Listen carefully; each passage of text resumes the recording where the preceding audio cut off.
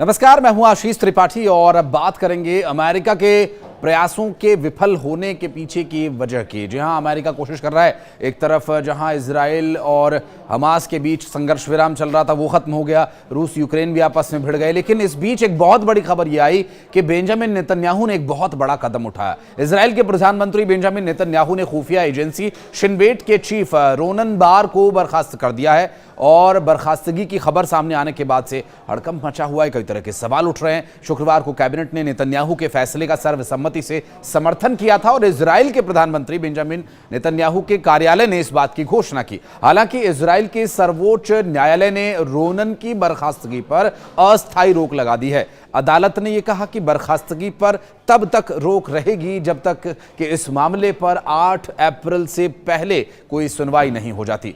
Israel के इतिहास में ऐसा पहली बार हुआ है कि जब सरकार ने घरेलू सुरक्षा एजेंसी के प्रमुख को उनके पद से ही हटा दिया हो। शिन बेट चीफ के तौर पर रोनन का आखिरी दिन 10 अप्रैल को होगा, ऐसा कहा जा रहा है। हालांकि इससे पहले सरकार ने उनकी बर्खास्तगी के लिए 20 अप्रैल की तारीख तय की थी, जिसे बदल दिया गया है। रोनन को पद से हटाए जाने के लिए गुरुवार देर रात कैबिनेट की एक बैठक हुई थी। इस बैठक में नेतन्याहू ने कहा कि अक्टूबर 2023 को हमने जो कार्रवाई की हमास के हमले के बाद, उन्होंने रोनन पर से भरोसा खो दिया है। दरअसल रोनन एजेंसी को फिर से मजबूत करने के लिए सही व्यक्ति नहीं मिला। नेतन्याहू ने आरोप यह भी लगाया कि हमास के साथ बंधकों की रिहाई से जुड़ी बातचीत में रोनन का नजरिया नर्म था और वे आक्रामक नहीं थे।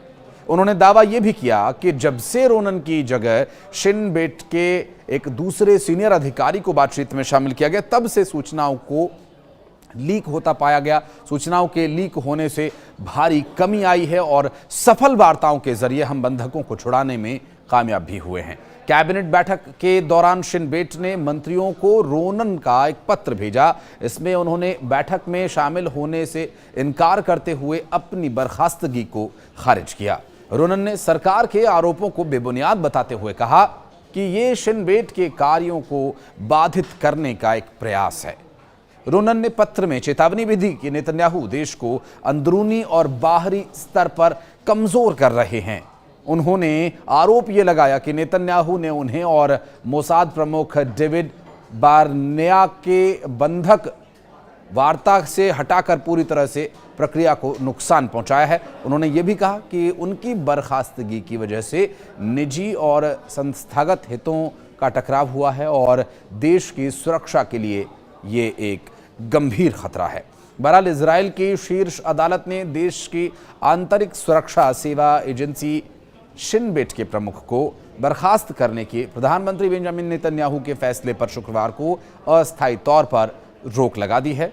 अदालत ने यह भी कहा कि शिन बेट के प्रमुख रोनन बार की बर्खास्तगी पर तब तक रोक रहेगी जब तक कि उनकी अपील पर सुनवाई हो नहीं जाती।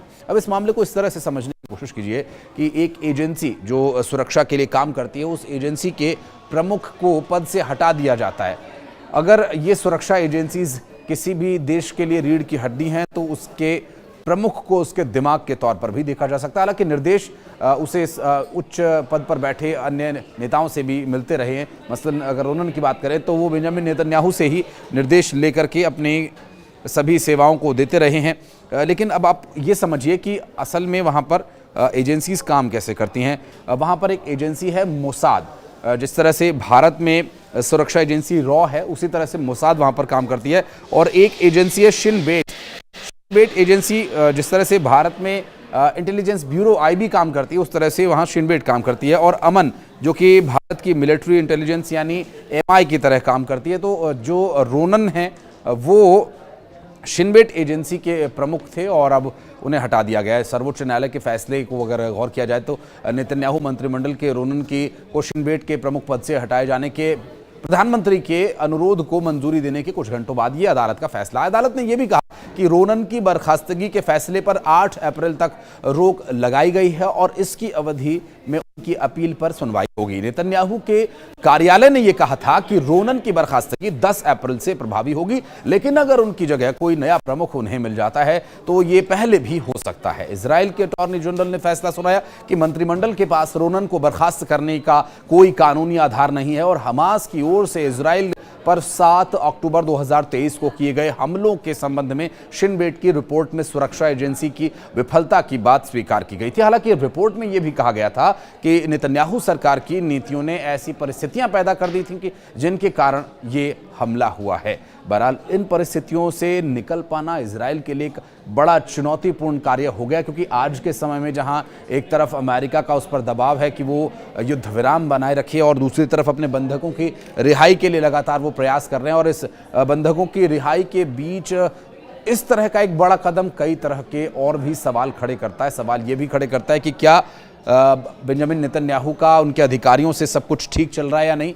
बहरहाल इस विषय पर अगर आप कुछ राय रखना चाहते हैं तो कमेंट सेक्शन में आकर ज़रूर बताइएगा। और इजराइल ने इस समय जो ये कदम उठाया, इसके दूरगामी परिणाम हो सकते हैं अंतर्राष्ट्रीय स्तर पर जिस परिस्थिति से वो गुजर रहा है। धन्यवाद।